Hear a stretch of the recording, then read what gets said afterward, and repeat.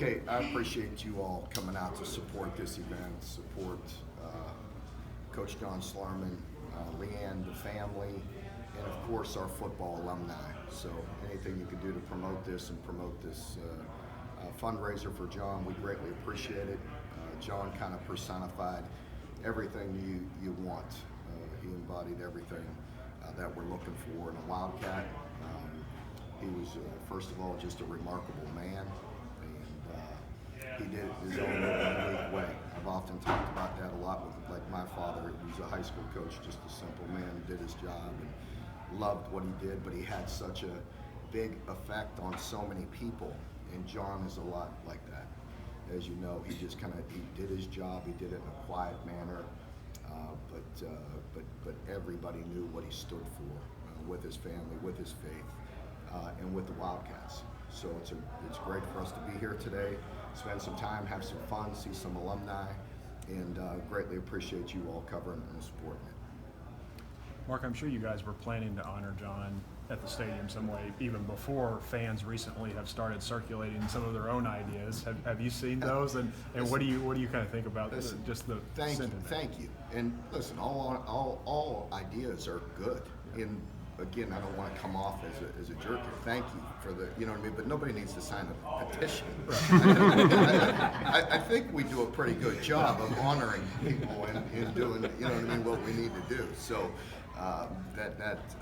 we, Mitch Barnhart, myself, Dr. Capilouto, everybody realized the profound effect John had on the University of Kentucky and on people. We are, you know, again, Doc does a great job, Mitch does a great job. You know, we will find the right way to honor him and to do that. Believe me, we love him, and you know, again, the staff kind of came up with this idea for the golf tournament to help, you know, raise some money for Leanne for the kids' college funds and things of that nature. So we will do things to help John, and he will not be forgotten. So.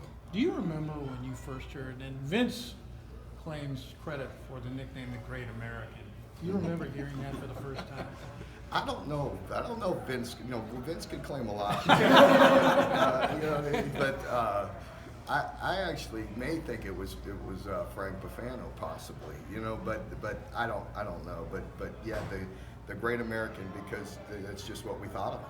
You know, he was just a great person, just great in all areas of his life, something we all strive to be. But generally fall short.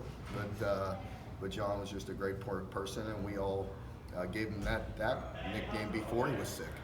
You know, so we thought of him that way before he ever came down with any cancer or anything. There's been a lot of new coaches, a lot of new faces this year.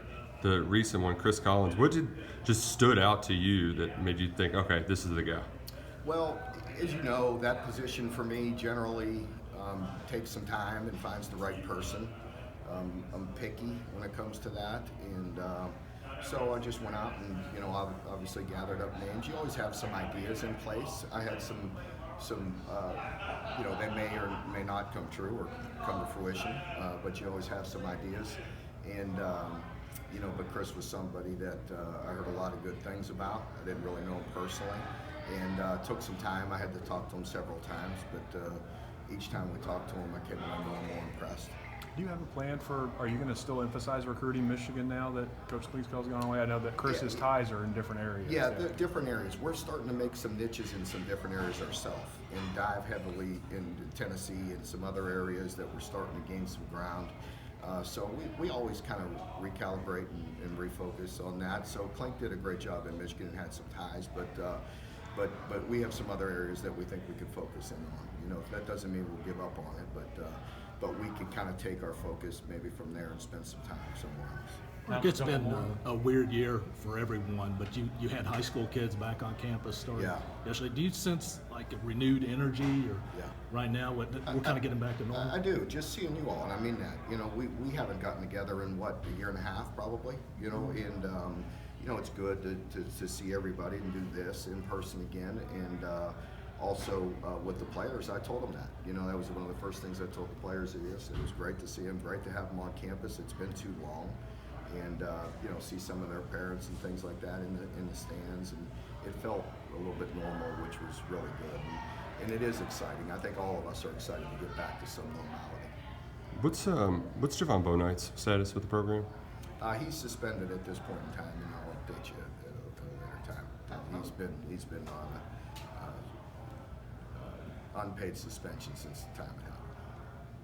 How's Eric been? Just his transition. It's gonna be hard for him, I would think, a little bit. Eric, you know what? Eric is the perfect fit, and I think everybody that spends any time around him will get a great feel for that, including our players. I mean, you know, he will always embrace the legacy of John Schlarman, you know, and with Leanne and with the family and with, but Eric is easily likable, you know, and he's the type of guy that has a great relationship. Much like John, people don't realize just because John was such a great guy and a good, you know, everybody is just perceived as easygoing, but John was really hard on the players and very demanding, and Eric is much the same. They may be different in their personalities, very different in their personalities, but it's the same way they build relationships with their players, and that's the bottom line. Players want to know you care about them, you invest in them, spend time with them, not just giving them the details and the technique on and off the field, but just the relationship piece and investing in them and spending time with them away from the field. They're very similar that way. Again, they could be different in their personalities, that's fine, but it's just about being good and being there for the players, and Eric is wonderful that way. He works unbelievably hard and has a great personality, so I don't anticipate that being a tough transition. You talked about diving into different recruiting areas. I know you don't spend time combing the internet for your name, but this is the time of year when people start ranking things and people and coaches, and your name's popped up. In terms of recruiting and attention to the program, how does that kind of thing help Kentucky? Well, if it does, it does. I mean, in terms of recruiting, in terms of perception of the program, that's fine. You know, again, you know, take a look at John and the way he built his legacy, right? All he did was grinded it out every day.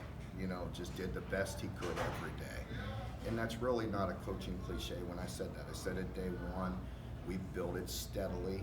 We're trying to do the right things over and over and over and over again. And that's what we try to do. We try to get better in certain areas every year. And that's what I'm trying to do. And I feel very good about the state of the program and where we're going. That doesn't mean we're there yet. We're certainly not. But we're going to work extremely hard. We're going to try to do it the right way. Okay, Will Levis is on campus. I got to ask a quarterback question. Yeah. Will Levis is on campus.